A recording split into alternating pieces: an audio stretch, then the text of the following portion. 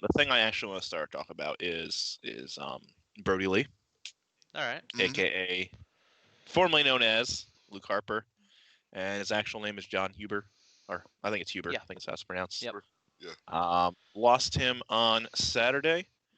And this is, I think, is really significant as a wrestling fan. And he was not the only one we lost over the weekend. We lost a Dean Hodge, who been in wrestling for a long time, but he's a lot older. Personally, I don't remember anything of him. I don't know anything of him other than yeah. So I did want to acknowledge that because I want to be respectful to any and all of the people in our wrestling community. So R.I.P. Dean Hodge as well. Yeah. But I did want to start with Brodie Lee.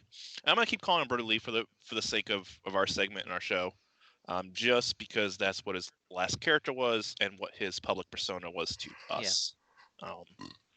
Even though because he left the company, WWE called him Jon Huber, aka Luke Harper, and then AEW did Brodie Lee, but also Jon Huber. It was kind of weird, so I'm gonna stick to Brodie Lee going forward here. Yeah, that's fine.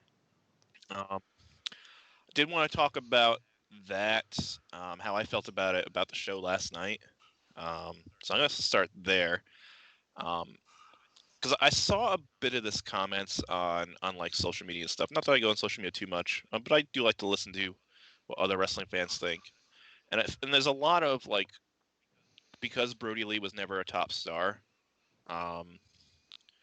There is some maybe he's not as worth the pomp and circumstance that he got this week, right? Because he's not a top star. As far as AEW canon is concerned, he's only been in AEW for 9 months, right? He's debuted in March, so yeah, he was off TV the last 2 months, right? Because he was sick. Yeah, he was sick, which that's that. To me, that's all stupid. So okay, same. He's important, and what I wanted to say is, it really hits hard because of the fact that he was on TV. He's been on TVs for the last 8 or 9 years, right? He was at Luke Harper for the last 7 years, and then he was Brodie Lee for the last 7 months or whatever it was. Like he's been on our TVs, every Monday night or Friday night or now Wednesday night, whatever show he happened to be on weekly, and like a constant thing. And I know he's not the greatest of all time. But for me, it's hard because he's an active competitor. Like he could have had a lot of good years left ahead of him. Only 41. He was my age. I mean, he's only 40, same age and everything. He had a good at least 9 years left, 9 to 10 years, depending on. And the way he worked, he probably did have that left. And he did. And his character was great, where he was like the leader of a cult, so he didn't have to be banging his body every week. Yeah. And we know from reviews from from other people that he treated wrestling like a job, and he was just there. And as soon as he was done, he left. He didn't go party. He didn't put his body through more things. Like he had longevity kind of built in. Yeah. It's unfortunate he had an illness. Let me tell you when it hit me the hardest. This is last night as we're watching the AEW Dynamite show, which is all about Brodie Lee, and we'll talk about the rest of the show. And I was okay with it, because he is still he's an actor on TV, right? That's my relationship with Brodie Lee. He's an actor on one of my TV shows that I watch. He's a performer. Yeah, it's one of your favorite shows. Yeah. So I don't know him personally. I've never met him, that kind of thing. But what hit? So his death was sad, but it didn't impact me. I thought we had a great show to show for it in the process. Hold on, she's just bringing a tray of food in again. I know. Nothing wrong with that. Anyway. Yeah, we did finger foods for New Year's Eve, so it's just a platter of all this good stuff that I'm in the middle of doing a show, so I'm not going to partake in right now. But anyway, where it hit me the hardest last night, where I teared up, was at the end of the show, after the main event, when they did Brodie Lee's entrance, and his son came out to his entrance. It was not the dark, because I was bracing myself for the Dark Order theme once again, forgetting that Brodie Lee had his own theme and his own entrance. And so that was kind of like the moment for me, is like I was bracing, okay, I'm going to hear the Dark Order theme again. The Dark Order theme's cool, right? It's the Dark Order. But instead it's his theme, his Titantron or whatever AEW calls it. His son walking out to that. So that's the moment last night where it hit me the hardest, I think. Was like that moment. And I loved everything about the show last night. But yeah. So I wanted to share that with our audience and with you guys.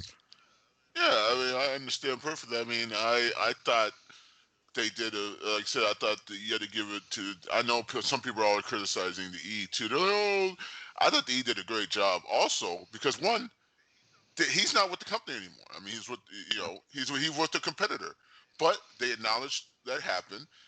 Which you have to give them props anyways for doing that.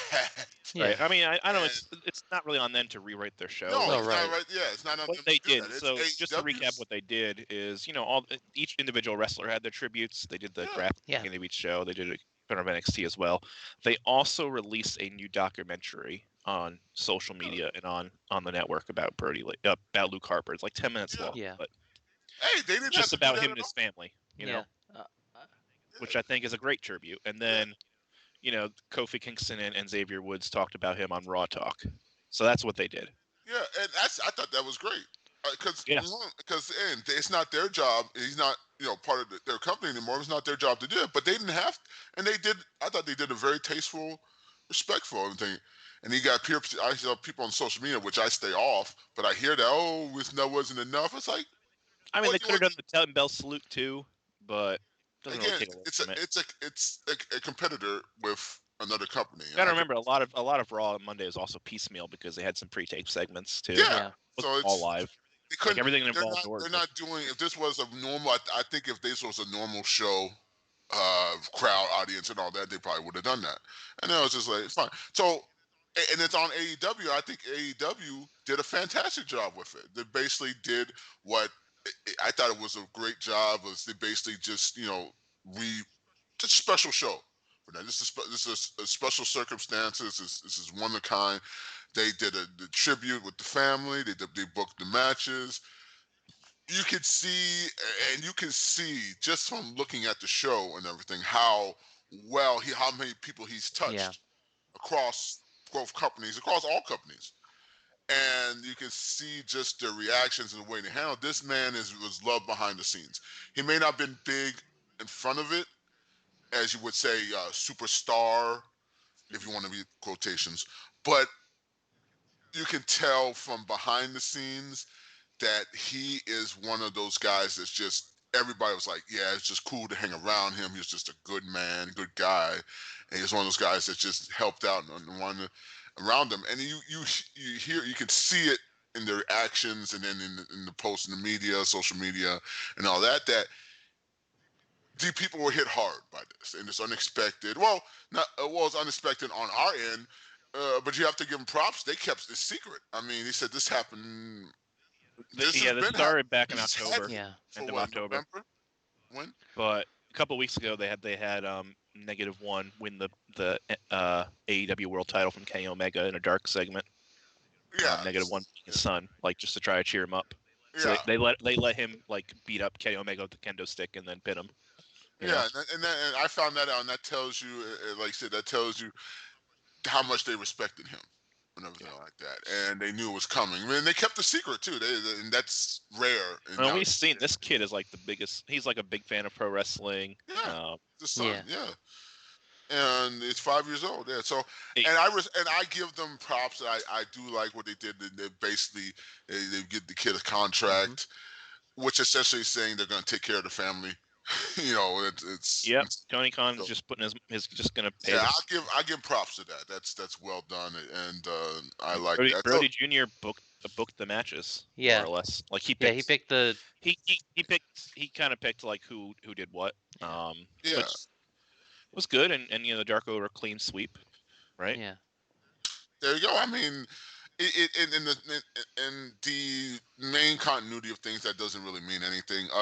That's not. But other than this is a special occasion, and like like Yeah, we know it's nice. that. It's nice for us that we know it's a show, right? I know it's a show. We know it's a show. Everybody knows it's a show. It's not, but we don't have to pretend it isn't. Right. You know. Yeah. Yeah, and it's a special circumstance. I did want to add, they also did one more tribute piece for Brodie, and that is they didn't do the regular weekly episode of Being the Elite. Instead, they just did a tribute to Brodie, where Alex Reynolds and John Silver narrated BTE. Yeah. And they just showed clips of Brodie Lee on BTE because they apparently did. Like, we don't really watch BTE regularly, but no. You know, over the summer, Brodie Lee and the Dark Order kind of took over BTE. When they were like half the show. Yeah. It's just the Dark Order. And that's kind of how the Dark Order have been like keeping themselves relevant, even though they're not on TV. And we're not going to get into stuff. But so they did a nice 12-minute tribute of Brodie Lee on BTE. So yeah, so yeah, overall, I thought it was well done, and it's just like you said, it's very shocking, and it's just again, I liked Luke Harper. I mean, when he was Luke Harper, Brodie, I liked him as Luke Harper because I always thought I liked the way his character was in the E. I liked how he moved. I thought he was a star in the make it, and he conveyed a lot without having to say really anything. And I always thought it was a missed opportunity. It was one of those missed opportunities. I think the E he was just lost in the shuffle. Yeah. For that, and I don't know. Like I said, I'm not going to speculate on that, but But he was very good, and it brings in a lot of context to how what happened with the run, because you can see now it makes more sense. You can see that the run gets cut short because they find he finds out about what he was getting sick. Yeah. And that probably explains why the run was cut short. I think he probably was supposed to hold on to that belt a little longer and everything. And they made a left field call and everything like that. But like I said, it's just sad for a guy, that age. Like I said, I'm the same age, and just with family and everything, just to go like that. And this time and age, it's just and it wasn't even COVID. It was just bad. Right. It's just real bad about that one. Your thoughts, Alex? Yeah, I had the opportunity to watch some of Brodie's work on the Indies prior to him signing with WWE, and so like as far as like his actual wrestling work goes, like in ring and like character wise, there were a lot of things that he just made work over his career. Yeah. Like he made his role within the Wyatt family work. Like he made, like, I feel like he very much made some of the weirdness that was the post Wyatt family stuff work. Whether it was him being on Team Authority at that one Survivor Series, or his feud with Dolph Ziggler, or even when they reunited the Wyatt family, and then they turned it into a whole thing where Randy Orton had kind of basically infiltrated and kind of taken enough of Bray's affection that it forced Luke Harper to leave the family or whatever and to feud with Orton over that. He made that work.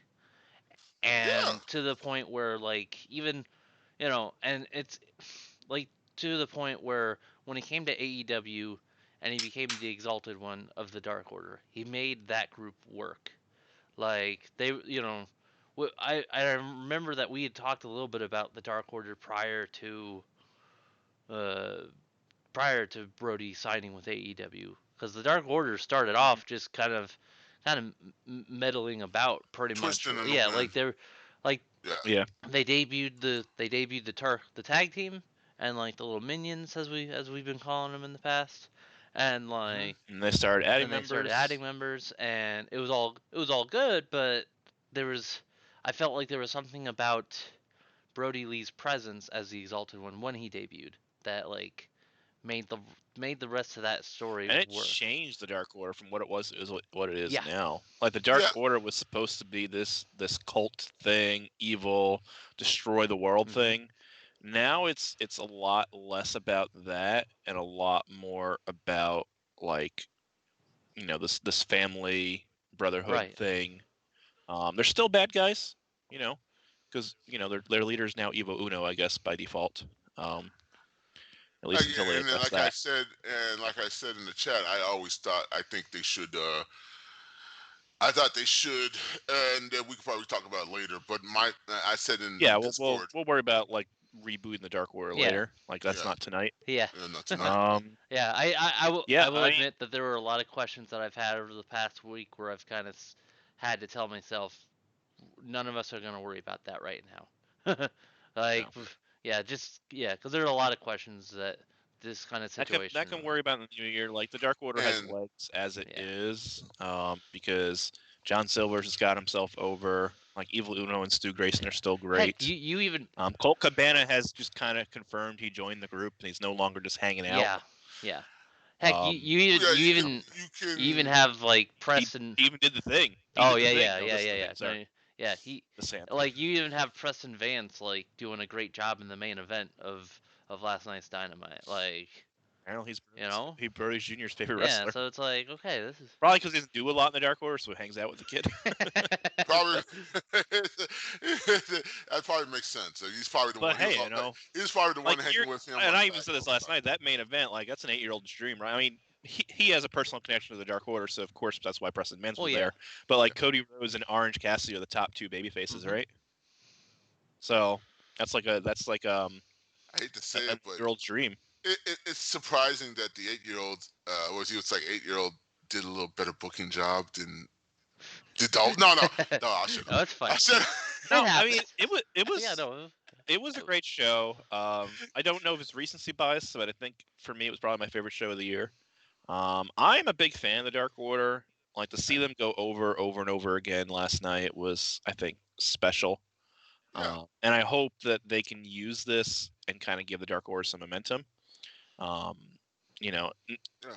next 2 weeks the Dark Order are not really featured for the New Year's show, and that's fine because they were not set up in any storylines.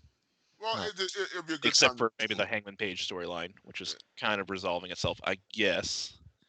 Because Hangman Page is kind of more accepting of them on BTE, which as much as we kind of like BTE is an integral part of their storytelling, whether we like it or not.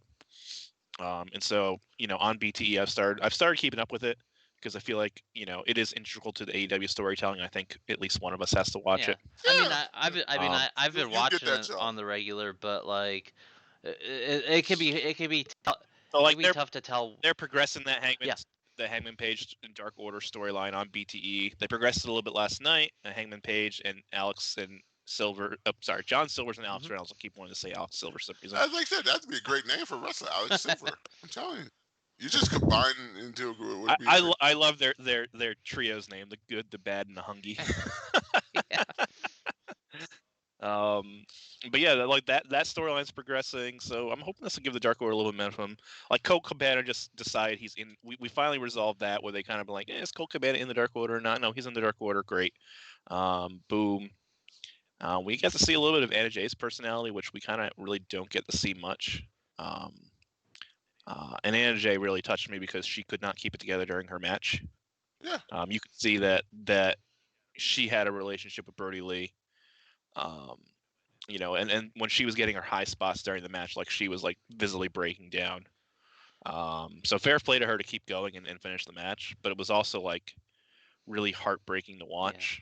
And I know a lot of the performers had like moments of that too, but she was the one who really broke down in the ring, the most. Because I know we saw John Silver's do it too. I got that right this time. I think. Yeah, you go. He broke down a little bit, did the and the discus clothesline. We saw a lot of spots going on. Like Colt Cabana had like red eyes coming out to the ring for the start of his match. Yeah. So that was awesome to see, and then the Dark Order getting a clean sweep, over the heels tonight. Yeah. MJF a little bit over the top, but yeah, I will say one thing I liked was even like Lance Archer dressing up like Brodie Lee, Harper. It was a little bit of both because, like I said, I'd seen him that's okay. So that's the funny thing. So when Luke Harper came in to WWE initially, he pretty much had the same look he had as the big rig Brodie Lee on the Indies. Like I made a joke to somebody on Twitter about that. I was like, right. that's Lance Archer did Wyatt. yeah, and exactly. Luke Harper. And it was like, but so my joke was like, that's how good that character was. That when he came to the E, they just put the different name on the same basic gimmick, which was fine. But yeah. So he came out to looking like that for that match, and that was great. And watching some of the stuff Lance did was also a treat. Like him doing kind of the old school top rope spot, but turning it into a moonsault. It's like, well, okay, wait a second, Lance. I didn't realize you had that in you. That was cool. Oh, these guys really showcased last night they too. gave Like it I their saw all, some I think. new fun spots. Yeah. Like even like the Young Bucks had a spot. I'm like, wow, that's kind of fun. I don't even like the Young Bucks that much, but they had like a spot. Like yeah. Stu Grayson did that crazy like flip DDT thing. Oh yeah. During his match. Oh my gosh. And I'm like, wow, this is how good Stu Grayson is. We need to see more of it. He did like a moonsault DDT onto from the apron to the floor onto I think it was the blade or something. And it was just really cool. And then he comes back in the ring and they do their fatality finisher. Oh yeah. Which I like. You know. What else? Just lots of moments stood out to me. We saw a cameo from Eric Rowan, and then Excalibur kept having to yell at Jericho to like say no, Redbeard. And then they settled on Big Red. Can't say Rowan. They settled on Big Red just to resolve it. That was great. Big Red, yeah, it was like no, it's Eric Rowan. No, it's Eric Redbeard. Eric Redbeard. Like okay. Well, I mean, because it's one of those things where because that's where that connection has been for all that time, you know. Like, well, here's the thing: they're on the only thing that they worry about is they're on national television, so the E can just be a little copyright for that. So it's smarter to be. I hope smarter they don't. I was gonna say I could picture them being like, yeah, we'll let it slide this time. It's fine.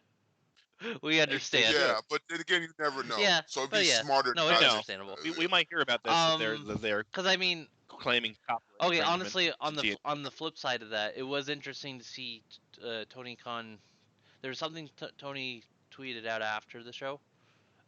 He had mentioned that last tribute video that they did at the very end to close out the show has a song by Tom Waits, and Tony Khan had mentioned in a tweet that he had in fact purchased. I think he purchased the rights in forgot the word perpetuity, but but basically so that he could keep the video up for forever, so that we don't have to worry about that. That's his.